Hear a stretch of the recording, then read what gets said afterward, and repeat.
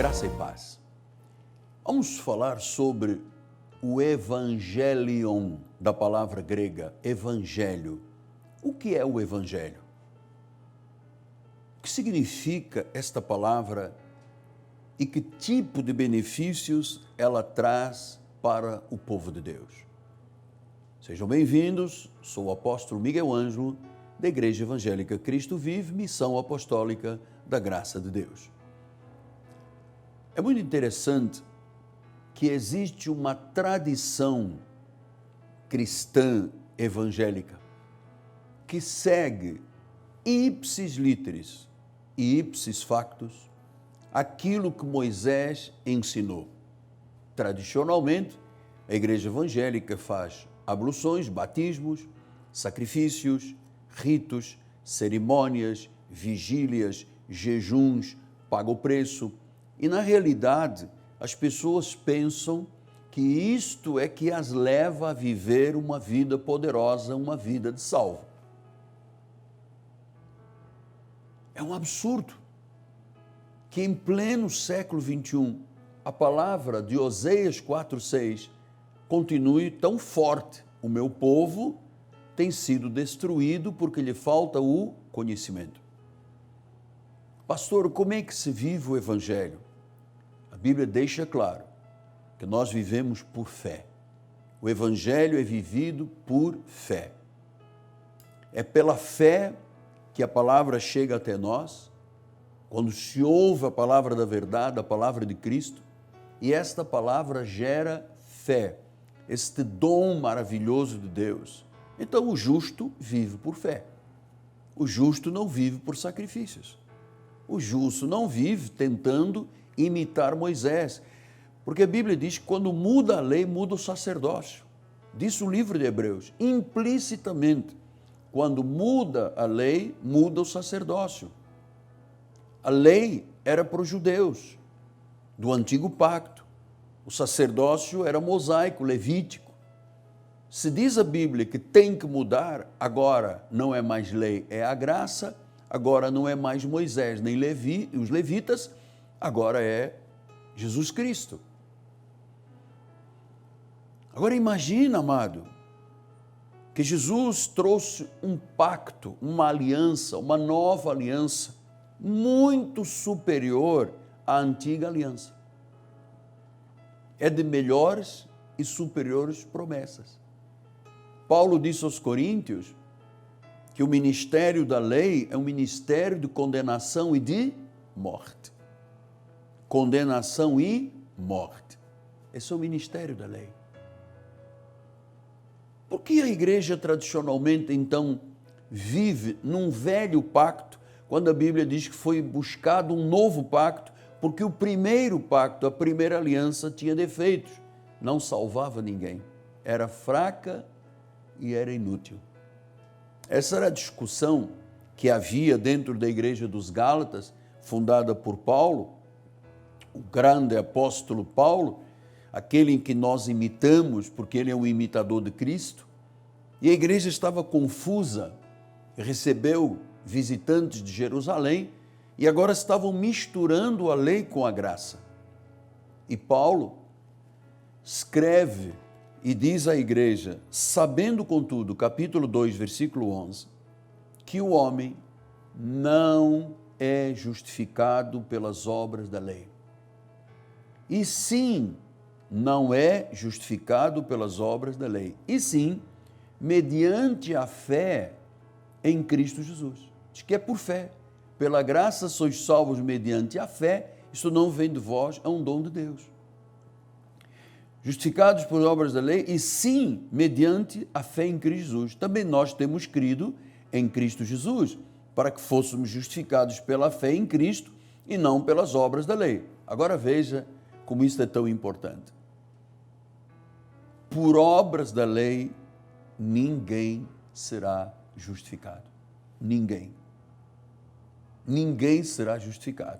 E Paulo acrescenta no versículo 17, mas se, procurando ser justificados em Cristo, fomos nós mesmos também achados pecadores, dar-se-á o caso de ser Cristo ministro do pecado? Certo que não. porque se torna a edificar aquilo que destruí, a mim mesmo me constituo transgressor. Depois ele diz no versículo de número 21, eu não anulo a graça de Deus, pois se a justiça é mediante a lei, segue-se que morreu Cristo em vão. Então, o que a igreja tradicional faz? Ela anula a graça de Deus. Ela traz Moisés com todas as doutrinas do velho pacto para dentro de uma igreja que agora vive um novo pacto, ou deveria de viver uma nova aliança, não mais com ritos, cerimônias, sacrifícios, jejuns, vigílias, abluções, batismos, um é de criança na cabeça, outro é um mergulho, outros são 3 mergulhos, um é no mar, outro é no rio, outro é no batistério. Amados, isso tudo é uma tradição que não serve mais para este novo pacto. Jesus nunca batizou ninguém. Paulo chegou a dizer, ainda entre os judeus, eu batizei a casa de Gaio e Crespo, mas eu não fui chamado para batizar, eu fui chamado para pregar o evangelho. Porque quando uma pessoa determina, um pregador, que a obra de Deus só está completa se passar pelas águas, ele está anulando tudo aquilo que Cristo fez. Ele anula a graça de Deus.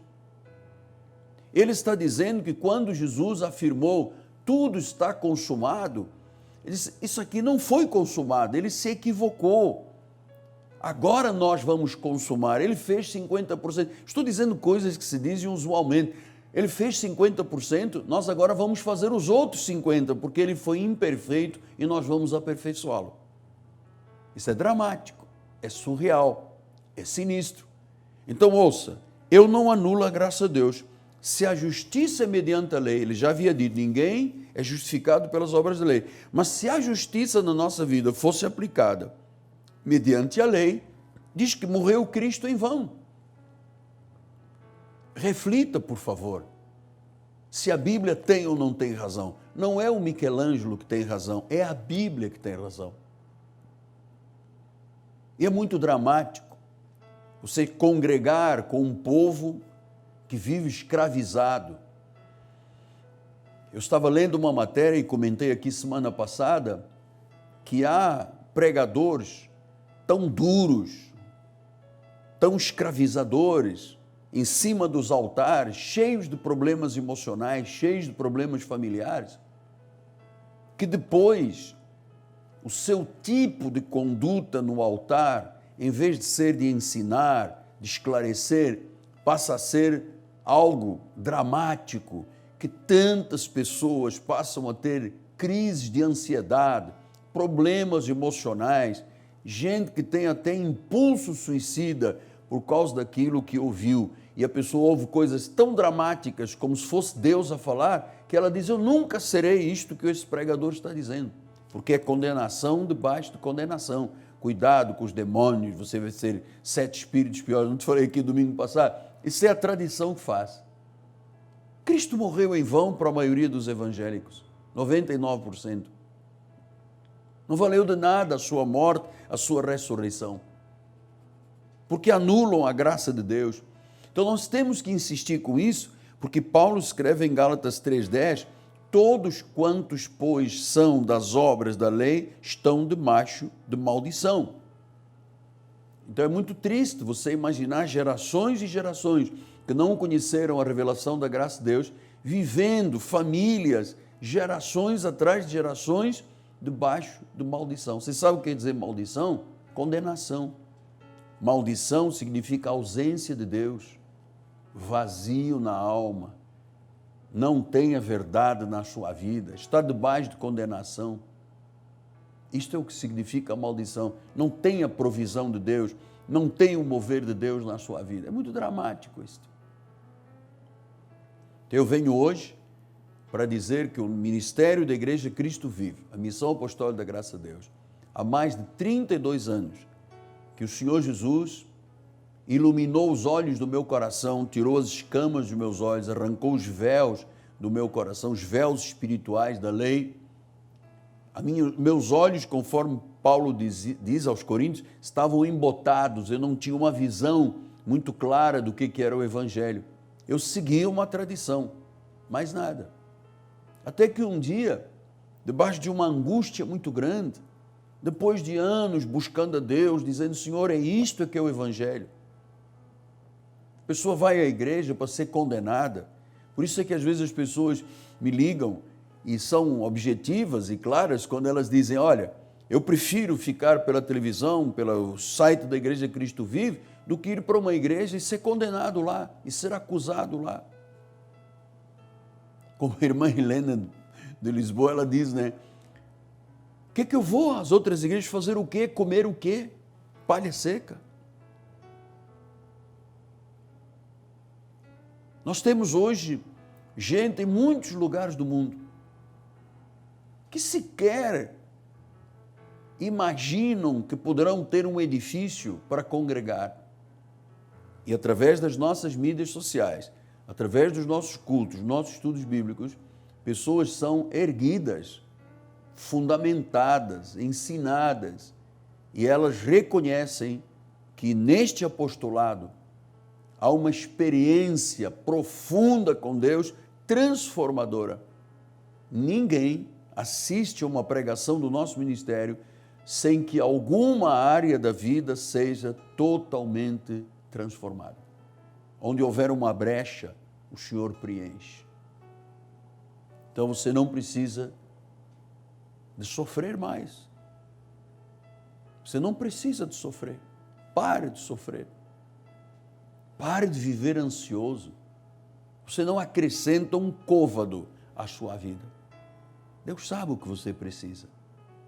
E certamente toda a provisão dos céus, pela graça, já chegou à sua vida. Creia nisto, porque ninguém é justificado pelas obras da lei. É pela graça do nosso Senhor e Salvador Jesus Cristo. Moisés trouxe a lei, Jesus trouxe a graça e a verdade. Graça e paz.